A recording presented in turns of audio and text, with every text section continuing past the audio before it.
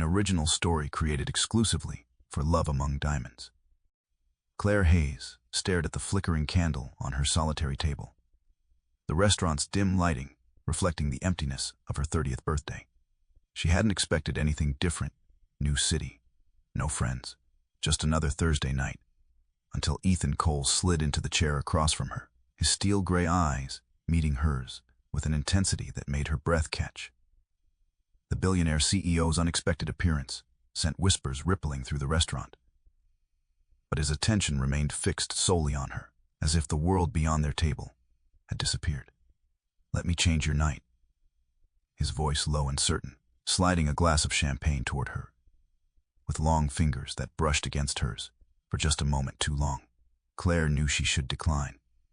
She'd built her design career on independence and clear boundaries, but something in the vulnerability behind his confident smile made her hesitate, her fingers trembling slightly against the stem of her glass as she considered his offer. Clare's plan for her 30th birthday had been simple. Treat herself to dinner at Lumiere, the elegant French restaurant she'd been saving for a special occasion. A reservation for one, a glass of wine, and perhaps the chocolate soufflé she'd heard was life-changing. Not exactly the milestone celebration most people imagined. But after moving to the city just 3 months ago for her new position at Archer Design Studio, she hadn't had time to make friends who would care about her birthday. The universe, however, seemed determined to deny her even this modest celebration. First, a flat tire on her way home from work had eaten an hour of her evening. Then, arriving at the restaurant flustered and late, she discovered her reservation had been given away. The maître d' had reluctantly seated her at a cramped table near the kitchen doors, where servers brushed past every few seconds. "Perfect," Clare muttered, smoothing her navy dress, the one splurge she'd allowed herself for tonight. She ordered a glass of Cabernet and tried to ignore the pitying glances from neighboring diners. 30 years old, eating alone, at a table clearly meant for restaurant overflow. Her phone buzzed with a text from her mother. The obligatory birthday message, 3 hours late and misspelling her name as Clare. The kitchen doors swung open again, releasing a blast of noise that made her wince. Clare took a deep breath and reminded herself that at least she was here, in the city she'd dreamed of, with a job she loved, even if tonight was a disaster. "Excuse me, is this seat taken?" Clare looked up to find a man standing beside her table. Tall, impeccably dressed in a charcoal suit that screamed custom tailoring. His dark hair was slightly disheveled, as though he'd been running his hands through it. But that only enhanced his striking appearance. "I think you have the wrong table," she replied, gesturing at her clearly solo setting. The man's lips curved into a smile that transformed his serious face. "Actually, I'm hoping I don't. The restaurant's packed, and you have the only available seat I can see." Before Clare could respond, a commotion erupted across the restaurant. A large party at a center table was celebrating something, loudly. The man glanced over his shoulder, his expression tightening almost imperceptibly. "Please," turning back to Clare. "I'll order you another glass of whatever you're drinking." Something in his eyes, a hint of desperation beneath the confidence, made Clare nod. "All right. Just until they find you a proper table." "Ethan Cole," he said, extending his hand as he sat down. "Clare Hayes." His hand was warm, his grip firm but not overwhelming. "Bad night." Ethan's smile turned rueful. "Family dinner. Supposedly a celebration, but really just another opportunity for my father to critique my business decisions in public." He nodded toward the noisy table. "I needed 5 minutes of peace." Clare followed his gaze and suddenly recognized several faces from business magazines. "You're hiding from the Cole family, as in Cole Technologies." "Guilty." Ethan signaled a waiter, who appeared instantly. "Another Cabernet for Miss Hayes, and a Scotch, neat for me, and we'll need menus." The waiter, who had barely acknowledged Clare earlier, now treated their table like the most important in the restaurant. "Of course, Mr. Cole, right away." When the waiter disappeared, Clare leaned forward. "You know, most people would consider dining with the Cole family a privilege, not something to escape from. Most people haven't spent a lifetime trying to meet impossible expectations." Ethan's tone was light, but something in his eyes suggested the weight behind his words. What about you? Special occasion. Claire hesitated. It's my birthday, actually. And you're celebrating alone. New to the city, she explained. I haven't exactly built a social circle yet. Their drinks arrived, and Ethan raised his glass. Well then, happy birthday, Clare Hayes. May your 30s be better than your 20s. That's a low bar, she laughed, clinking her glass against his. The best kind. His eyes crinkled at the corners when he smiled genuinely, she noticed. So what do you do when you're not celebrating birthdays in restaurant corners? I'm a designer at Archer Studio. Interior spaces, primarily commercial. Ethan's eyebrows rose. Archer, they're handling the redesign of our downtown headquarters. I know. It's a massive project. I'm not on the team, though. Too new. Their loss, Ethan said, studying her with interest. You have good eyes. The unexpected compliment caught Claire off guard. You can tell that from a 15-minute conversation. I can tell a lot in 15 minutes. It's why I'm good at what I do. He held her gaze a beat too long, and Claire felt a flutter of something dangerous in her chest. Their impromptu dinner stretched from appetizers to entrees, the conversation flowing easily. Claire found herself laughing more than she had in months. Ethan was intelligent, surprisingly funny, and listened in a way that made her feel truly heard, a rarity in her experience. As their plates were cleared, Ethan checked his watch. They'll be looking for me soon. Back to reality. Claire nodded, surprised by her disappointment. Ethan studied her for a moment, then seemed to make a decision. What if reality waited until tomorrow? He leaned forward. I have access to the best view in the city, a bottle of champagne that's actually worth drinking, and no more obligations tonight. Let me change your birthday night, Claire. The invitation hung between them, charged with possibilities. Claire knew the sensible answer. Thank him for dinner and go home. She barely knew this man, billionaire or not, but it was her 30th birthday, and sensible had gotten her a flat tire and a table by the kitchen doors. Show me this view, she said. This is what you call access? Claire asked, stepping into the penthouse that occupied the entire top floor of the Archer, the city's most exclusive residential building. Floor-to-ceiling windows revealed a panoramic view of the skyline, lights twinkling against the night sky like earthbound stars. The company keeps it for visiting executives, Ethan explained, moving to a hidden panel that controlled the lighting. With a few taps, the space transformed, soft, ambient light, creating an intimate atmosphere without diminishing the spectacular view. But I prefer it to my own place. Less personal history in the walls. Claire moved to the windows, her reflection ghosting against the cityscape. It's breathtaking. I come here to think sometimes, Ethan said, joining her. When the office feels too confined, home feels too empty. The casual mention of emptiness surprised her. It didn't fit the public image of Ethan Cole, the brilliant CEO who had doubled Cole Technologies' value in 5 years. I thought billionaires were supposed to have glamorous social lives, she said, keeping her tone light. Galas and supermodels and all that. Is that what you were expecting when you agreed to come? His voice held no judgment, just curiosity. I don't know what I was expecting, Claire admitted. But probably not this, honesty. Ethan moved to a built-in bar and retrieved a bottle from a temperature-controlled cabinet. Honesty is easier with strangers sometimes. No history, no expectations. The cork released with a satisfying pop. We're just two people who met at dinner. Two people, one happens to run a tech empire, Claire pointed out as he handed her a flute of golden champagne. And the other who designs spaces that shape how people feel. He raised his glass to new perspectives on birthdays. The champagne was exquisite, effervescent, and complex. Claire closed her eyes briefly, savoring it.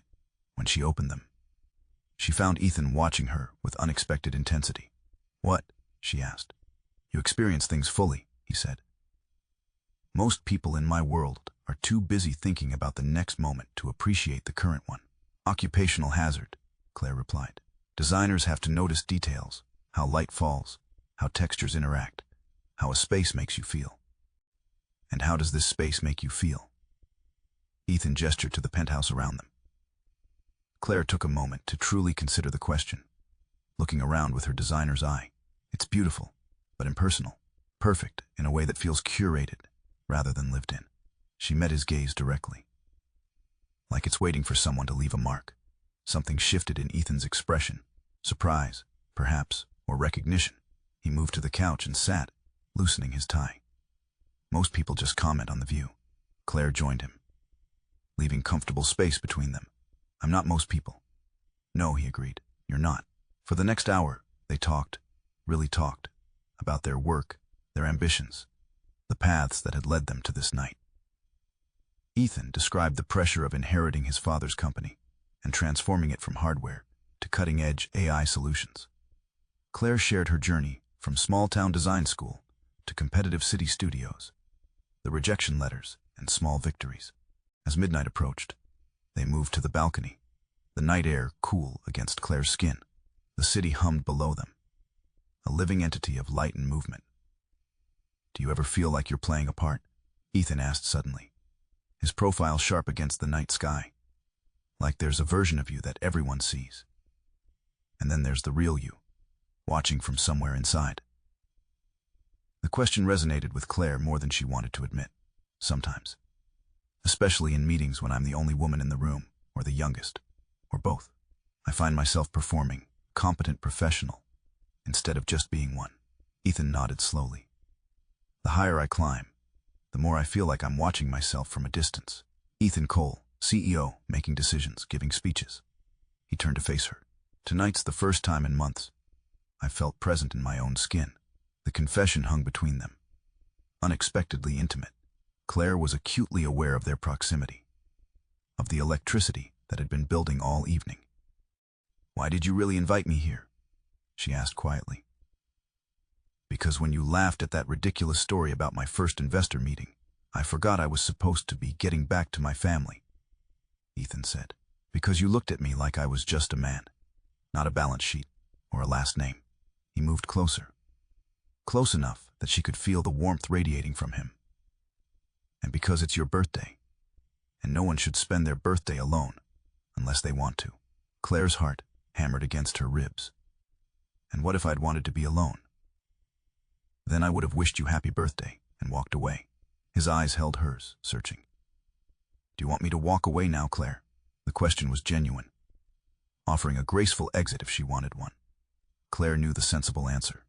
This was moving too fast, crossing boundaries she normally kept firmly in place. But tonight, in this suspended moment above the city, sensible felt very far away. No, she said softly. I don't want you to walk away. Ethan's hand rose slowly, giving her time to retreat, and brushed a strand of hair from her face. His fingers lingered near her cheek, not quite touching. I want to kiss you, he said, his voice low. But I need you to know that this, whatever this is, it's not because of who I am or what I have. It's just me, finding something unexpected tonight. Clare closed the distance between them, her hand coming to rest lightly on his chest. Through the fine fabric of his shirt, she could feel his heartbeat, rapid and strong. I'm not interested in your last name, Ethan. Just the man who rescued me from a birthday dinner alone. Their first kiss was tentative, a gentle exploration. The second was not. Ethan's arms encircled her, drawing her closer as the kiss deepened, awakening something in Clare that had been dormant for too long.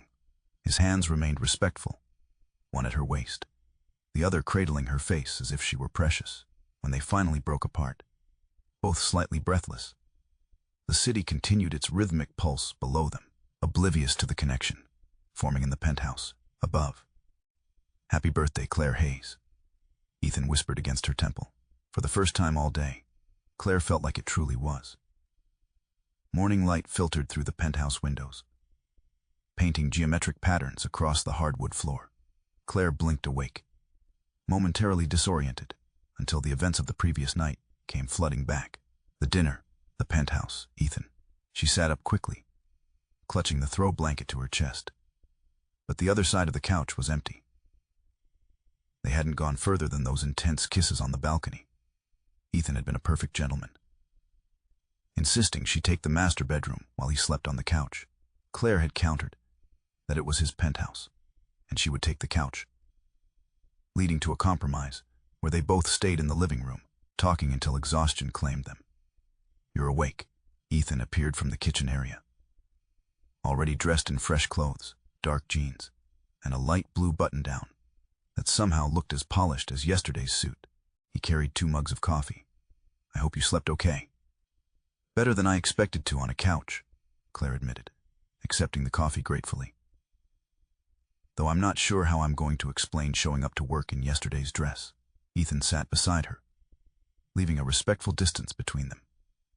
"I can have something sent over, if you'd like." "No, thank you," Clare said quickly. "I appreciate the offer, but I'd rather not start down that path." His eyebrows rose slightly. "What path would that be?" "The one where the billionaire starts buying things for the woman he just met." She met his gaze directly. "I'm very careful about maintaining my independence, Ethan." Something like respect flickered in his eyes. Noted. "Though I hope that doesn't rule out seeing you again." The question hung between them, weighted with possibility. In the clear light of morning, Clare knew she should be cautious. Her career was just gaining momentum, and entanglements with powerful men rarely ended well for women in her position. But before she could answer, Ethan's phone buzzed. He glanced at it and frowned. "I'm sorry, I need to take this." He moved to the balcony, his voice low and serious as he spoke. Clare used the opportunity to gather her things and smooth her rumpled dress as best she could. Through the glass doors, she could see Ethan's expression growing more tense by the second. When he returned, his demeanor had shifted completely. The relaxed man from last night, replaced by someone more controlled, more distant. "I apologize, but there's a situation at the office I need to handle immediately." "Of course," Clare said, suddenly feeling awkward. "I should get going anyway." Ethan hesitated, then reached for his wallet and extracted a business card. "My private number," he said, writing on the back. "Not my assistant's line. If you're willing to continue what we started last night, call me." Clare accepted the card, their fingers brushing. "I'll think about it. That's all I ask." He walked her to the door, then paused. "Last night meant something to me, Clare. It wasn't just a birthday distraction," she finished for him. "I know. It meant something to me too. But we live in different worlds, Ethan. Worlds can intersect." He leaned down and kissed her cheek, his lips lingering just a moment too long. Think about it. 2 days later, Clare was buried in work when her boss, Marcus Archer himself, appeared at her cubicle. "Hayes, I need you in the Cole Technologies meeting. Johnson's out sick, and we need someone to present the concept boards." Clare froze. "The Cole Technologies meeting, but I'm not on that project." "You are now. Conference room, 15 minutes. Marcus dropped a folder on her desk. "Familiarize yourself with these. The client's CEO is attending, and he's notoriously demanding." Clare's heart hammered as she flipped through the folder. Cole Technologies was renovating their headquarters, a massive project worth millions. And now she would be presenting to Ethan, Mr. Cole. She corrected herself mentally. Just days after waking up on his couch, 15 minutes later, she entered the conference room, professional mask firmly in place. Ethan was already there, surrounded by executives. If he was surprised to see her, he hid it well, merely nodding as Marcus introduced her. "Ms. Hayes will be presenting our initial concepts today," Marcus explained. "She's one of our most promising new designers." Clare moved to the front of the room, hyper-aware of Ethan's eyes on her as she began her presentation. She'd absorbed the material quickly, and her natural talent for spatial dynamics helped her speak confidently about designs she hadn't created, until one of the Cole executives interrupted. "This lobby concept won't work. The CEO specifically requested an open flow between reception and the innovation lab. This creates a bottleneck." Before Clare could respond, Ethan spoke. "Actually, James, I think Ms. Hayes' approach has merit. The subtle threshold creates anticipation before revealing the lab space." His eyes met Clare's briefly. Sometimes a moment of tension before revelation enhances the experience. The double meaning wasn't lost on Clare, who felt heat rise to her cheeks. "Exactly, Mr. Cole. The design creates a narrative journey through the space." They continued, with Ethan occasionally supporting her points in a way that seemed professional to others, but felt intimately protective to Clare. When it ended, the executives filed out, but Ethan lingered. Impressive recovery on a project you clearly just inherited, he said when they were alone. You weren't exaggerating your talents. This is exactly what I was afraid of, Clare said quietly. You're my firm's biggest client. This crosses every professional boundary. Only if we let it. Ethan moved closer. Have dinner with me tonight. A proper date in public. No hiding. That would only make it worse. The new designer, dating the billionaire client. I'd never be taken seriously again. Ethan ran a hand through his hair. Frustration evident. So what do you suggest? That we pretend the other night never happened? Before Clare could answer, the door opened, and Marcus returned. Ethan immediately stepped back, his CEO persona sliding seamlessly into place.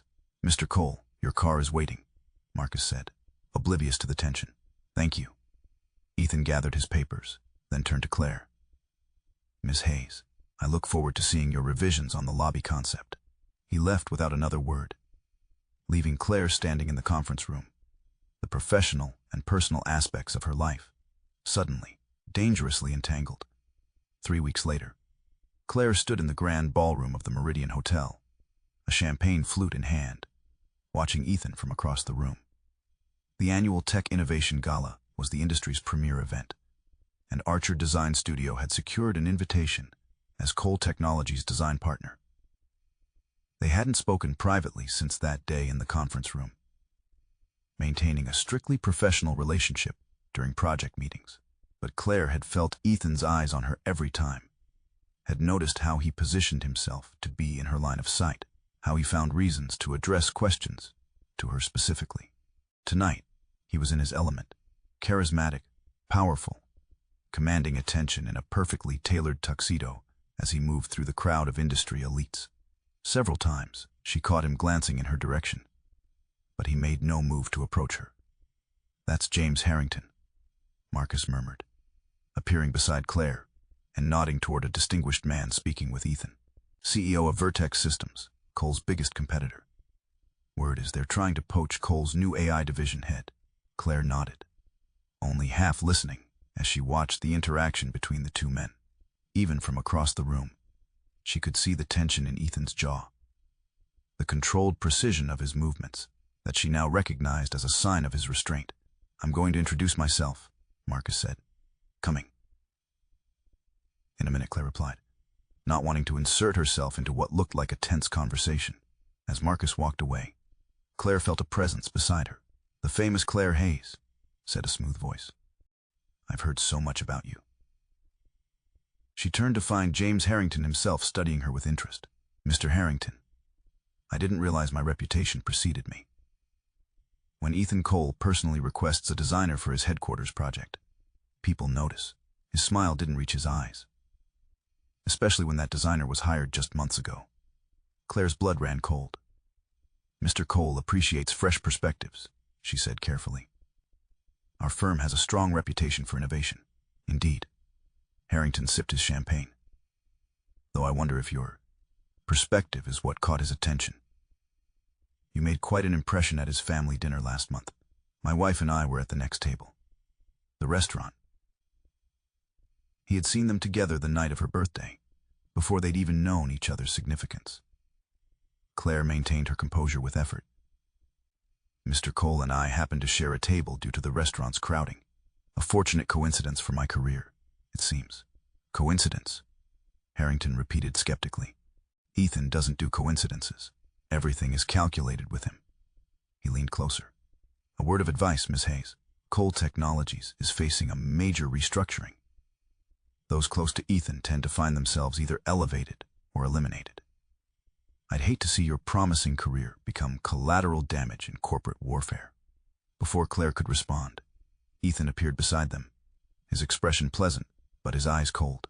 James, I see you've met Ms. Hayes, one of the brilliant minds redesigning our headquarters. We were just discussing coincidences, Harrington said with a knowing smile, and how rare they are in our business. The rarest coincidences often yield the most valuable outcomes, Ethan replied smoothly. If you'll excuse us, I need to discuss a design element with Ms. Hayes. Without waiting for a response, Ethan guided Clare away with a light touch at her elbow. Once they were out of earshot, He led her toward a quiet alcove near the terrace doors. "What did he say to you?" Ethan asked, his voice low and urgent. "He saw us at the restaurant," Clare said. "He's implying that you gave me the project because of personal interest."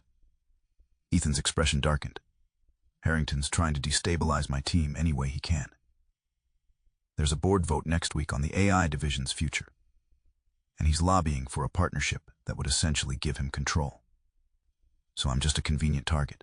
Clare asked, hurt despite herself. Ethan's voice softened. "You're someone I care about who's being dragged into corporate politics because of me." He ran a hand through his hair. "I should have been more careful, Clare repeated, "about being seen with me." "That's not what I meant, isn't it?" Clare set down her champagne. 3 weeks of professional distance.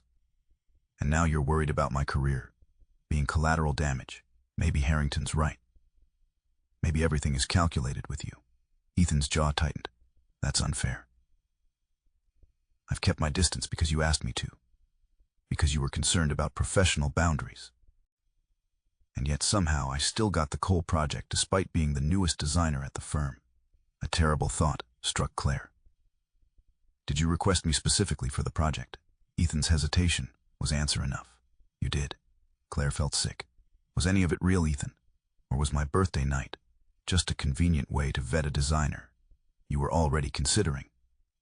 "That's not how it happened," Ethan said, reaching for her hand. But Clare stepped back.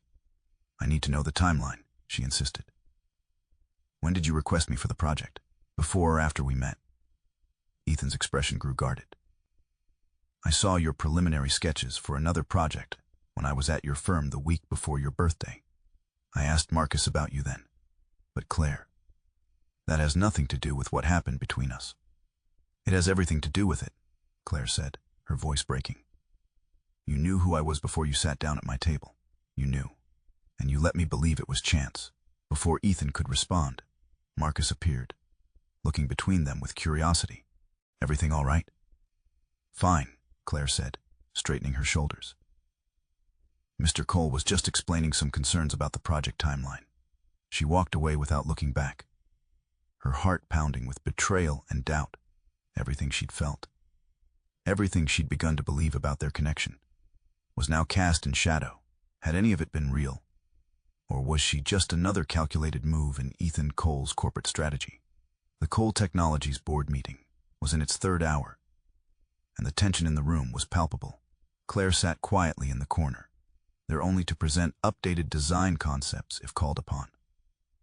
She hadn't spoken to Ethan privately since the gala a week ago, and their professional interactions had been cool and distant.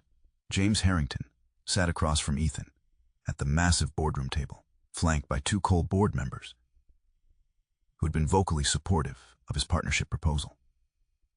The vote on whether to merge the AI division with Vertex Systems was deadlocked, with Ethan fighting to maintain control of the technology his team had developed. "The market positioning is clear," Harrington was saying. "Cole Technologies has the innovation, but Vertex has the distribution network and client relationships. A partnership benefits both companies. A partnership that gives Vertex controlling interest in our most valuable intellectual property," Ethan countered. "The AI framework was developed by our team, under our direction. A framework that needs capital to reach its potential," one of the board members noted. "Capital that Vertex is offering without diluting existing shareholder value." Clare watched Ethan's face, recognizing the subtle signs of strain beneath his composed exterior. This was more than a business decision for him. It was personal. The AI division had been his vision, his way of transforming his father's legacy company into something forward-thinking. "Before we vote," Ethan said, standing suddenly, "there's something the board should know." He glanced briefly at Clare, then back to the directors. "The rumors about my personal life affecting business decisions are not unfounded." A murmur went through the room. Clare froze, her heart pounding. "I did request a specific designer for our headquarters project based on personal interest," Ethan continued. "I saw Ms. Hayes' work and was impressed, yes. But I also pursued a personal connection with her outside of professional channels." Clare couldn't breathe. What was he doing, however? Ethan's voice grew stronger. That decision, questionable as it may have been, has nothing to do with the value of our AI division or the predatory nature of Vertex's offer. I'm disclosing this now so that my personal judgment can be separated from the business decision before you. Harrington leaned forward, triumph in his eyes. This is exactly my point. Cole's leadership is compromised by personal entanglements. The AI division needs objective guidance. No, Ethan said firmly. The AI division needs protection from those who would exploit it for short-term gain. He turned to face the board directly. I'm prepared to purchase the division outright if necessary, using my personal holdings. I believe in this technology and what it can become under the right stewardship. The room erupted in surprised conversation. Clare sat stunned, understanding the magnitude of what Ethan was offering. He was willing to risk his personal fortune to protect his vision, and in the process had publicly acknowledged their connection in a way that could damage both their reputations. The board chair called for order. This is an unexpected development. I suggest we adjourn to consider Mr. Cole's proposal. We'll reconvene tomorrow morning for the vote. As the room emptied, Clare remained seated, unable to process what had just happened. Ethan was gathering his papers, his movements precise and controlled. When everyone else had gone, he finally looked at her. I owe you an apology, he said quietly. For which part? Clare asked, finding her voice. For using me as a business example, or for publicly linking my name to yours without warning. For not being honest from the beginning. Ethan moved closer, his expression earnest. Yes, I knew who you were when I sat down at your table. Yes, I had already expressed interest in your work, but everything that happened between us that night, everything I felt, that was real, Clare. How can I possibly believe that now? She stood, needing to be on equal footing. You just told your entire board that you pursued me because of personal interest. Because it's true. Ethan's voice roughened with emotion. I was interested in you, as a designer, yes, but more as the woman who looked so determinedly dignified at that restaurant table, who refused to be pitied, even when everything was going wrong. He stepped closer.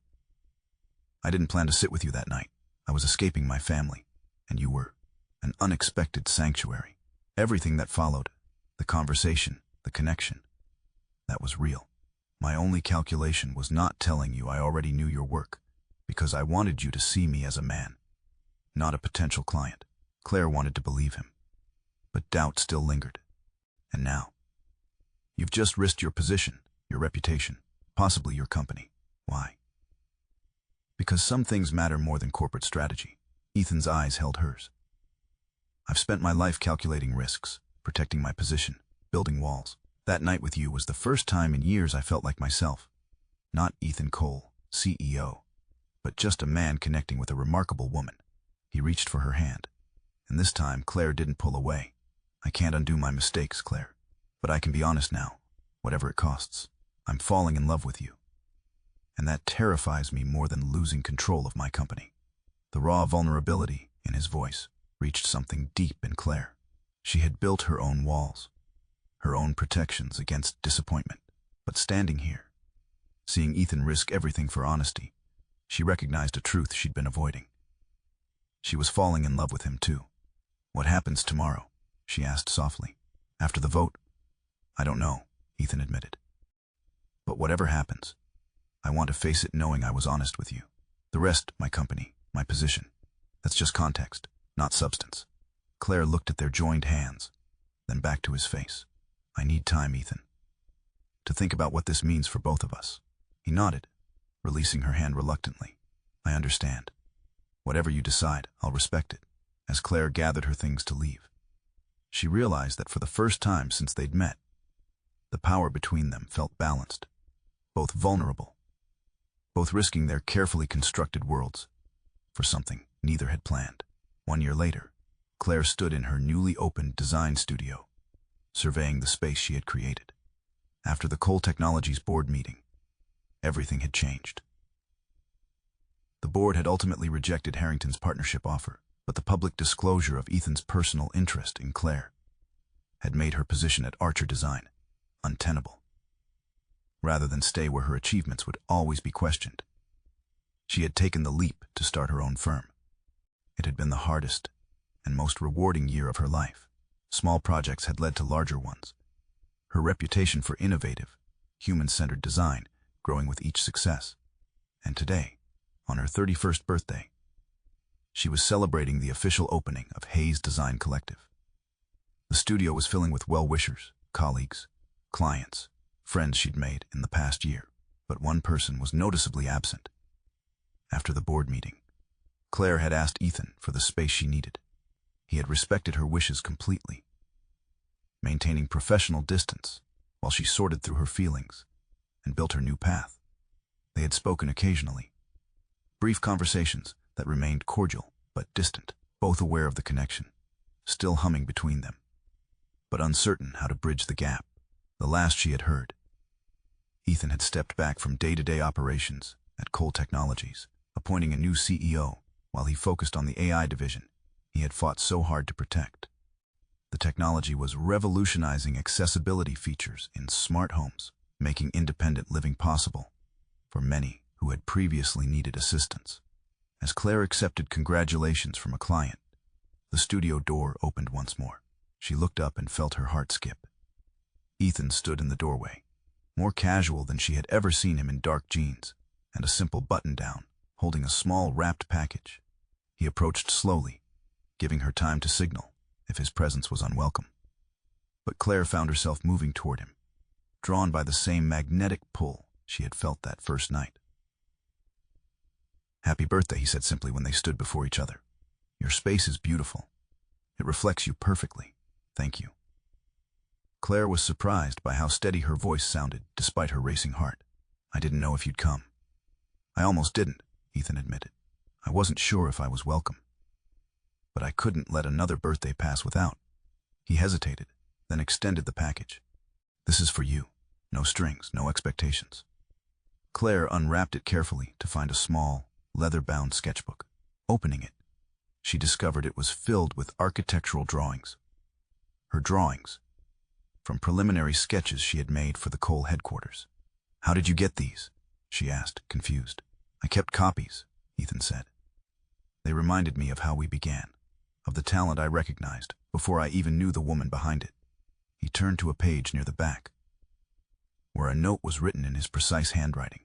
"Clare, your vision changed more than spaces. It changed how I see the world. Whatever comes next, know that meeting you was the most fortunate coincidence of my life." Clare looked up from the book to find Ethan watching her with the same intensity she remembered from that first night, but now without any of the guardedness that had always been present before. "I've spent this year rebuilding," he said quietly. "Not just my company, but myself. Learning to be the man who sat across from you at that restaurant table. Honest, present, real, instead of the CEO who calculated every move." "And who are you now?" Clare asked. "Someone who knows what matters." Ethan took a deep breath. "I don't want to disrupt the life you've built, Clare. You've created something remarkable here, on your own terms. But if there's any chance you might still feel what I feel, I'd like to take you to dinner. No hidden agendas, no corporate strategies. Just a man asking a woman he's never stopped thinking about for a second chance." Around them, the party continued, but Clare barely noticed. This moment felt suspended between their past and whatever future might be possible. She thought about the year of growth, of finding her strength without him. She was no longer the woman who needed rescuing from a lonely birthday dinner. She had rescued herself, and perhaps that was why she could now look at Ethan and see not the billionaire CEO, but simply the man who had seen her, truly seen her, from the very beginning. "I know a good restaurant," she said finally, a smile tugging at her lips. "Though I can't promise we won't be seated near the kitchen." Ethan's answering smile transformed his face, erasing the last traces of the careful businessman. "I'd sit anywhere, as long as it's across from you." As he offered his hand, Clare took it without hesitation. Whatever came next, they would face it together, not as CEO and designer, not as billionaire and protege, but as two people who had found in each other something worth risking everything to protect. This time, their beginning had no calculations, no hidden knowledge, just the honest promise of a birthday wish finally coming true.